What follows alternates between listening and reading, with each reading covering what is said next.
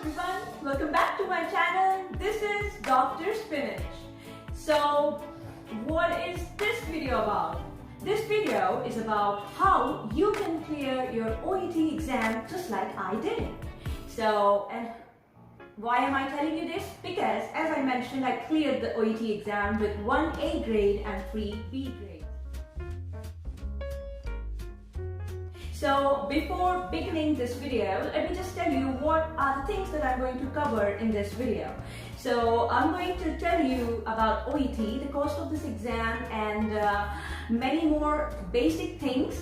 And then this video will follow how to approach different subtests in the OET exam.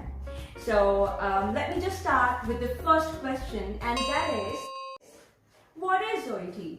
So OET's full form is Occupational English Test. So according to its full form, it is given by certain occupations.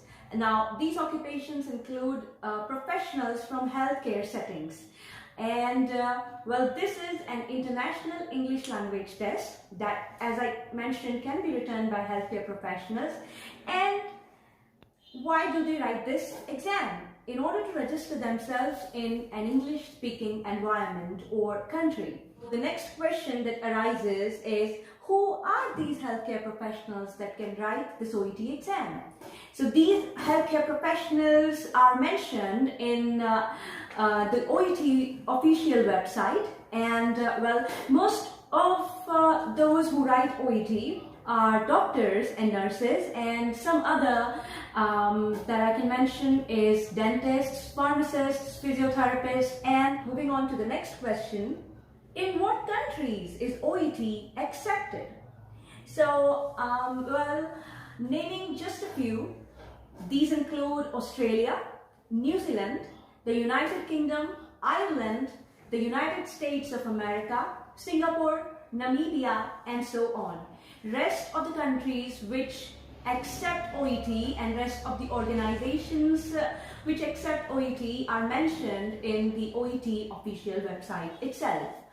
So what I'm going to do is I'm going to drop a link of the OET official website in my discussion section down to my YouTube video. Okay, the next question, what's the cost of this exam? So this exam costs about 587 Australian dollars, which equals to 30,000 Indian rupees. I know it's a bit expensive, but let me reassure you that this exam is better to write as an option rather than IELTS, because I find IELTS is tougher than OET, so it's worth it. Go for it. Okay, the next question. What's the validity of this exam? So after you pass this exam is going to be valid for 2 years. So the next question is, how much do you need to score in order to qualify in this exam? So you need a minimum of B grade to qualify in this exam in all the 4 subtests. Okay, so B grade equals to 350 marks out of 500. Well, for nurses, it is different in different countries. So if you're going to Ireland, for example, for nurses, a C+ in any of the 4 subtests is also okay. But for doctors, it is important that you qualify with a B grade in all 4 subtests. So the next question that arises in your mind is, what are these 4 subtests? So moving on to these 4 subtests, OET evaluates your English language proficiency on the basis of 4 skills, and these include speaking, writing, listening, and reading. Now you might ask, how much did I score in these 4 subtests? So my scores were, in speaking, I scored 450, that's an A grade. In writing, it was 390, in reading 400, and in listening 420. Okay.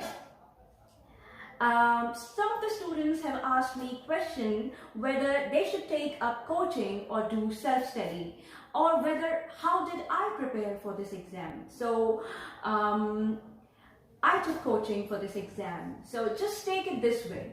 if you're spending $600 on an exam, you don't want to fail that exam at all, do you? 30,000 Indian rupees, they matter a lot.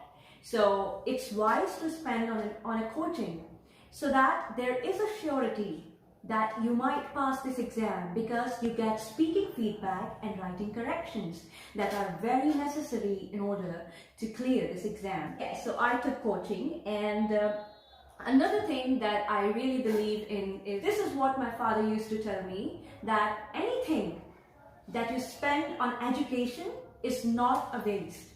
It's gonna be there with you for a lifetime to come. So don't stop to overthink about taking a coaching. Just take away. Okay, so the next question is, which coaching did I choose? I chose Swoosh English. This is a coaching which is based in United Kingdom. Well, I had great support from the whole team, plus individual attention. Well, I would suggest you all to take coaching from the coaching institutes which are based in English-speaking countries, or in a simple way to say, which have natives as their teachers rather than non-natives.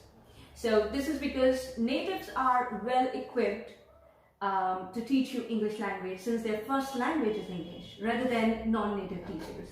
Now, another question that came up with when I posted about my experience of OET on Facebook pages, people asked me what course should they choose from. So just a brief idea to give you: choose a course which gives you writing corrections.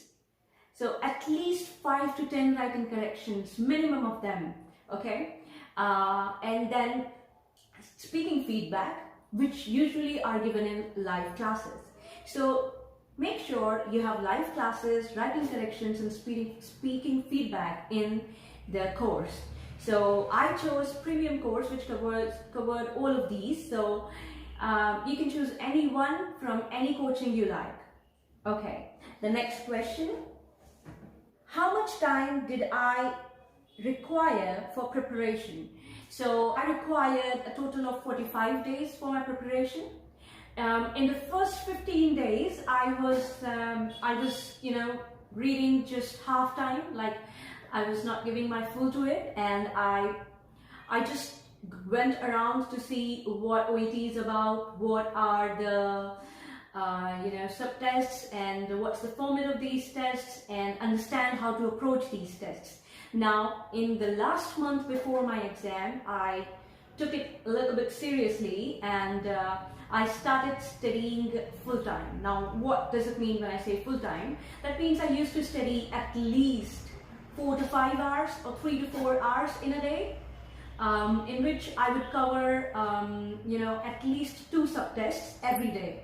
So I would send the writing corrections, or take up a role play with a partner, get feedbacks on my speaking, and so this went up to the first 2 weeks, and in the last two weeks I started with mock exams. So I would usually solve 1 to 2 mock exams per day for the last 2nd week, and in the last week I solved at least again 1 to 2 mock exams per day.